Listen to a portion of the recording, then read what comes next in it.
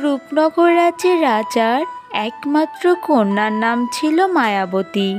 মায়াবতী ছিল রূপে গুণে অপরূপা, কিন্তু সে তার রাজ্যের নিয়োজিত সকল দাস দাসীর সাথে খুব খারাপ ব্যবহার করত।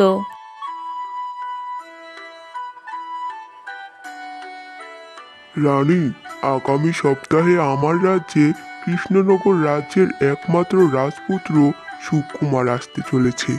ও মা, তাই তো? হঠাৎ কৃষ্ণনগর রাজ্যের রাজপুত্র আমাদের রাজ্যে আসতে চলেছে কেন রাজামশাই? দরকারি কোনো কাজে নিশ্চয়ই। দরকারি মানে?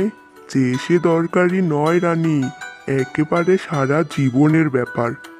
মানে আপনি এসব কি বলছেন কি মহারাজ? আমি তো কিছুই বুঝতে পারছি না।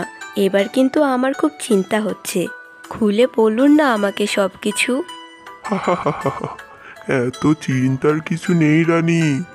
কৃষ্ণনগর রাজ্যের রাজা মানে আমার একমাত্র পরম বন্ধু, সে তার পুত্রের সাথে আমার রাজকন্যার বিবাহ দিতে চায়। তাই তো রাজপুত্রকে পাঠাচ্ছে আমাদের রাজকন্যাকে দেখার জন্য। বাহ, এটা তো ভারী খুশির সংবাদ রাজামশাই।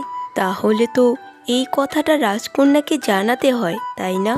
হ্যাঁ হ্যাঁ রানী, তুমি গিয়ে রাজকন্যাকে বিষয়টা বুঝিয়ে দিও, বুঝলে?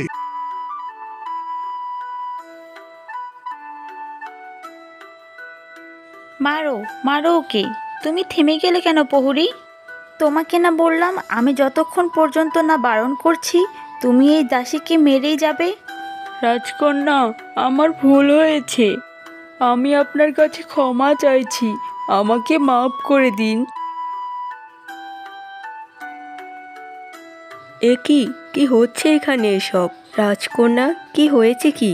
তুমি এই দাসীটাকে কেন শাস্তি দিচ্ছ? ওর অন্যায়টা কি? মাতা, আমি কাল রাতে এই দাসীকে বলেছিলাম যেন আমার জন্য বড় গোলাপের মালা তৈরি করে রাখে, আর সেই মালা নিয়ে এসে আমার খোঁপায় যেন পরিয়ে দেয়, আর তা না করে ছোট গোলাপের মালা নিয়ে এসেছে। আমার এত সুন্দর চুলে কি ছোট গোলাপ মানায় নাকি? এই দাসী আমার কথা অমান্য করেছে মাতা, তাই তো আমি একে শাস্তি দিচ্ছি। রানীমা, আমি আপনার পায়ে পড়ছি, দয়া করে আপনি আমাকে বাঁচান। আমি তো সকালবেলা গিয়েছিলাম মালির কাছে বড় গোলাপ আনতে, কিন্তু মালি তো বলল আজ কোনো বড় গোলাপ ফোটেইনি, সব ছোট ছোট গোলাপ হয়েছে আজ রাজবাগানে। তাহলে আমি কোথা থেকে বড় গোলাপ নিয়ে আসবো বলুন তো? ঠিক আছে, আমি রাজকন্যার সাথে কথা বলছি। এখন তুমি এখান থেকে যাও।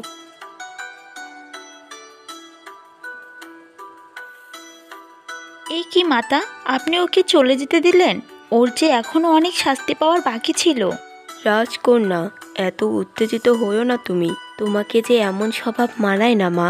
রাজ্যের ভালো রাজা রানী রাজকন্যা হতে গেলে তাদের যে সবার সাথে বিনয়ী হতে হয় মা। মাতা, কি বলতে চাইছেন আপনি?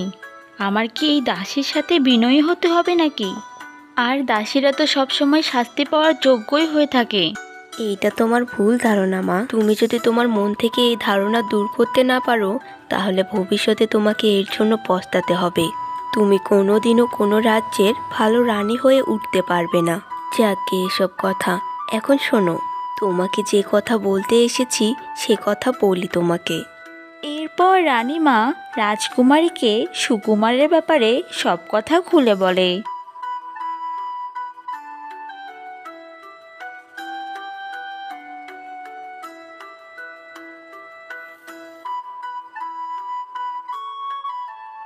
স্বাগত, স্বাগত তোমায় রাজপুত্র। আমরা তোমারই অপেক্ষায় ছিলাম। ধন্যবাদ আপনাকে রাজামশাই। রানী, এবার তুমি রাজপুত্রকে আমাদের রাজকন্যার কক্ষে নিয়ে যাও। ওরা আগে দুজন দুজনের সাথে একটু আলাপ করে নিক, তারপর না হয় আমরা কথা বলবো ক্ষণ। ঠিক আছে মহারাজ, এসো রাজপুত্র, আমি তোমাকে আমাদের কন্যার কক্ষে নিয়ে যাচ্ছি।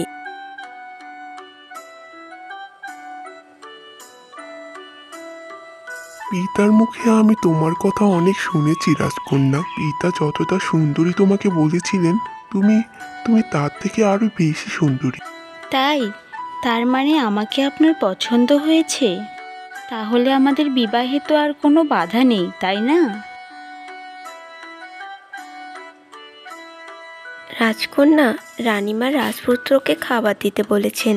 আমি কি আপনার কক্ষে খাবারটা দিয়ে যাব? তোর সাহস দেখে তো আমি অবাক হয়ে যাচ্ছি। তোর সাহস কি করে হয় এই সময় আমার কক্ষে প্রবেশ করা? তোকে এই অন্যায়ের শাস্তি পেতেই হবে। রাজপুত্র আগে এখান থেকে যাক, তারপর আমি তোর ব্যবস্থা করছি। তুই যা এখন এখান থেকে। এ কি, এই রাজকন্যার কেমন স্বভাব আমি দেখতে পেলাম। আমার চোখের সামনে দাসীর সাথে এমন ব্যবহার করতে পারে? ছি ছি, এমন রাজকন্যাকে তো আমি আমার রাজ্যের হবু রানী হিসেবে কল্পনাও করতে পারি না। তারপর রাজকুমার, কি জানি বলছিলাম আমরা, আমাদের বিয়েটা তাহলে হচ্ছে তো? মানে আমি এখন আসছি। আমার উত্তর আমি আমার রাজ্যে ফিরে গিয়ে চিঠির মাধ্যমে জানিয়ে দেব। এরপর রাজকুমার তার রাজ্যে ফিরে যায় এবং সে তার পিতামশাইকে সব কথা খুলে বলে।